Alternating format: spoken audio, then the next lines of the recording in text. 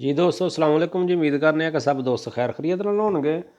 तो अज असीं दोस्तों वास्ते जी इन्फॉर्मेशन लैके आए हैं, बहुत ही अच्छी बहुत गुड न्यूज़ है। तो बराए मेहरबानी करके मैं दोस्तों अगर रिक्वेस्ट कराँगा कि मेरे चैनल को सबसक्राइब करो, लाइक करो, दोस्तों नाल शेयर करो। अगर वीडियो अच्छी लगे तो कमेंट करके अपनी राय ज़रूर दिया करो। तो जी दोस्तों चलने अपनी वीडियो की तरफ। तो यूरोप की एक ऐसी कंट्री, एक ऐसा मुल्क है यूरोप के जिहड़ा तुहानूं 1 माह तो लग के 3 माह के अंदर पासपोर्ट इशू करता वे।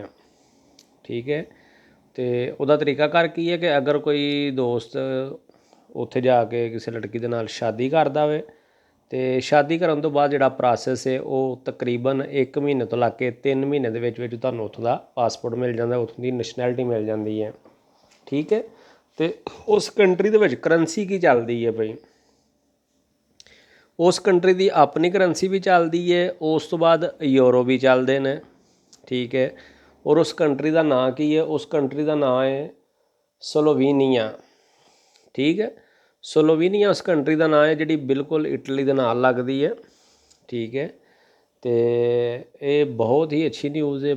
और इस टाइम उन्होंने जोड़े वीज़े ने, टूरिस्ट वीज़े, विजिट वीज़े, फैमिली वीज़े बहुत ज़्यादा निकलते हैं पे। ठीक है।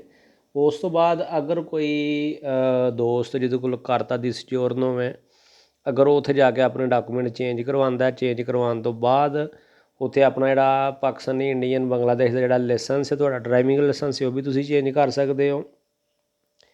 तो उस तो बाद जिहड़ा तुहाडा प्रासैस टाइम है पासपोर्ट का, वो 6 माह तक है।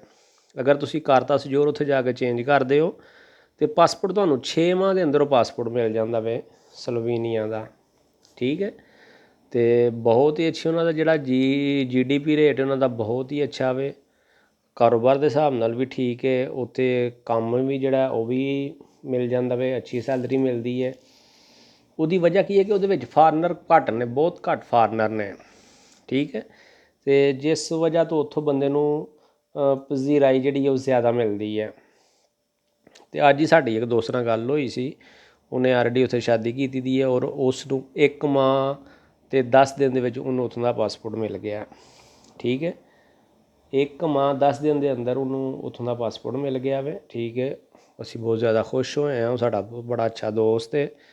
तो उन्हें बड़ी हिम्मत की है। उहदे कोल 6 महीने वाली पीली सजोर नहीं सी, अजीलोवलोती वाली। उन्हें उत्थे जाके तो शादी की, शादी करन तो बाद उन्हें इत्थों के कागज़ छड्ड के इटालिया दे ते उत्थों के कागज़ उन्हें ले ने। तो शादी करन तो 1 महीना 10 दिन बाद उन्होंने उत्थों का पासपोर्ट भी मिल गया। ठीक है।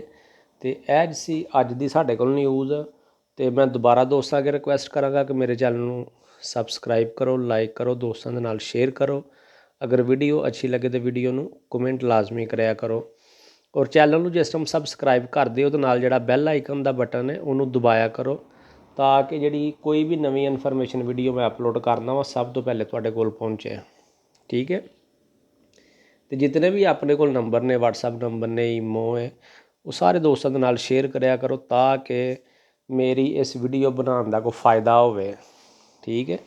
मेरी वीडियो बनाने का कोई फ़ायदा होवे, किसी दोस्तों के कोल मेरी इन्फॉर्मेशन पहुँचे और किसी ना किसी दोस्त का कोई मसला हल हो जाए। ठीक है। मैं दोबारा रिक्वेस्ट कराँगा कि चैनल को सबसक्राइब लाजमी किया करो। ठीक है। उस बाद जी इटालिया इमीग्रेशन की न्यूज़ है, वह हाले डेट का ऐलान कोई नहीं होया। ठीक है। बाकी सिर्फ रौला पिया दा जी इमीग्रेशन खुलनी है, लेकिन हाले उसकी डेट का ऐलान कोई नहीं किया। उस तो बाद इन्हां दी मिनिस्ट्री चेंज हुई है, तो उसकी वजह के नाल ही मैनूं दो इजाज़त। सोने रब दे हवाले।